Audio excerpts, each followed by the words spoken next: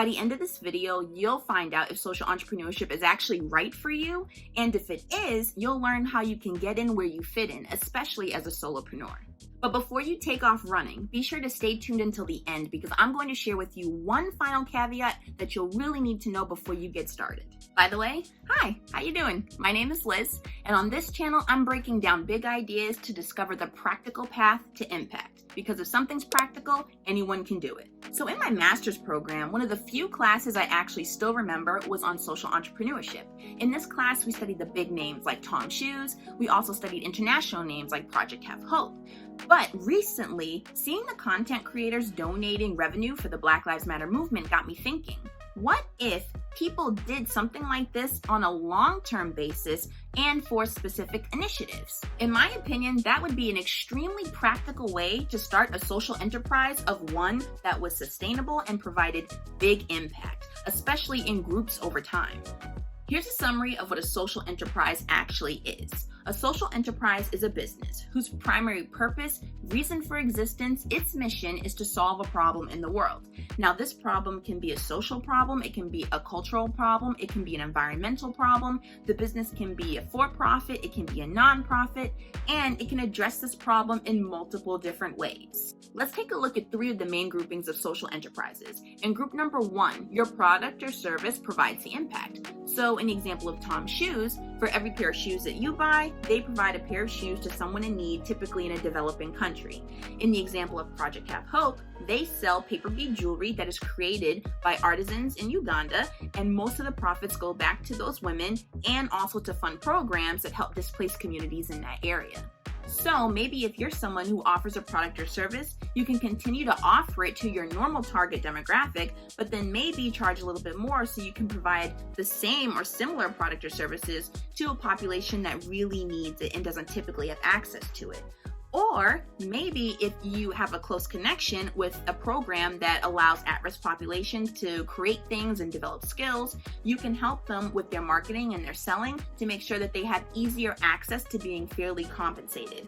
But at the end of the day, fair compensation is key. If you're not going to give them fair compensation for their work, or if you're going to give them crummy products, then you're really just a crappy capitalist. The main idea of group 1 is that through your product or service, you are addressing the issue in the world that you're trying to tackle. Somewhere in your supply chain, you're creating impact. Also, with all of the easy access to online platforms where you can sell products and services, everywhere from Amazon to Etsy to eBay to Upwork to Fiverr, there are plenty of different ways for a solopreneur to really be able to take advantage of this opportunity. In grouping number 2, your customers and clients are not only your target audience for your business side, but they are also the primary recipients of the social impact that you're looking to achieve. So this can be done by providing maybe discounted or free services or products to this target group. However, this is usually done by nonprofits because it's not really sustainable to try and have the target audience that is in need of these services and usually can't afford these services to also be the same ones that are paying for these services and keeping your business sustainable. Personally, I don't think that a nonprofit startup is the best way to go for a solopreneur, only because in order to actually obtain your 501c3, you have to meet many different regulatory requirements, including having a board, a CFO, so you automatically require a team to get this up and running. I don't know, if anyone here actually works for a nonprofit, leave in the comments below and let me know if you think that a solopreneur is best for a social enterprise that is for profit, or if they can get away with trying to do a nonprofit startup. So for group 2, examples of this can include providing things like tutoring, job training, resume help, things like that. And with everything moving more and more online exponentially, there is more of an avenue for solopreneurs to really find a spot in the online learning space, especially utilizing free tools that their target population can easily access, like YouTube, Instagram, even TikTok now can be an avenue for learning. But again, I cannot stress this enough. The target recipients for your social impact should not be your only avenue for funding. This can lead down a dark and slippery slope. Now, on to group number 3. And the most popular, it seems, is that your profits provide the impact. This is commonly found in big companies that have a corporate social responsibility arm. This is also where the inspiration for this video actually came from in terms of the Black Lives Matter donations I was talking about earlier. And this can be a really effective avenue for supporting the causes that you care about. However, the one thing I think you really need to keep in mind is that funding the causes you care about needs to be just as important as paying yourself. Otherwise, it's just not going to work. Grouping number 3 traditionally goes hand in hand with philanthropy and donations. And it's a very easy route for solopreneurs to get into because it frees up the possibilities of what you can do for a business that supports the causes that you care about. You don't necessarily have to be connected to the target group that you're trying to assist with your services, and you also don't necessarily have to have a business that directly connects with that issue as well. And so, unlike starting a nonprofit startup, you have more flexibility in terms of how you can utilize things like the internet to provide maximum funding. You can do everything from provide AdSense revenues, sponsorship, digital courses, digital products. The list goes on and on and on.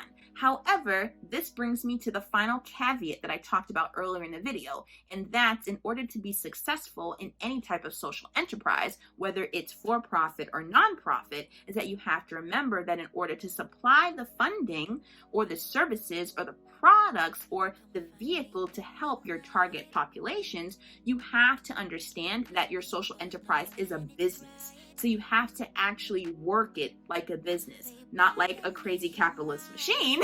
Don't defeat the purpose, but you have to run it like a business. So you have to make sure that you are up to date on the best ways to market your business, to provide value to people, to make sure that you're actually running a sustainable machine that will continue to help the causes and the people that need it most. At the end of the day, I don't think social entrepreneurship is the end-all be-all. I don't think that it is the way that I don't think that is the only way that we can solve these problems.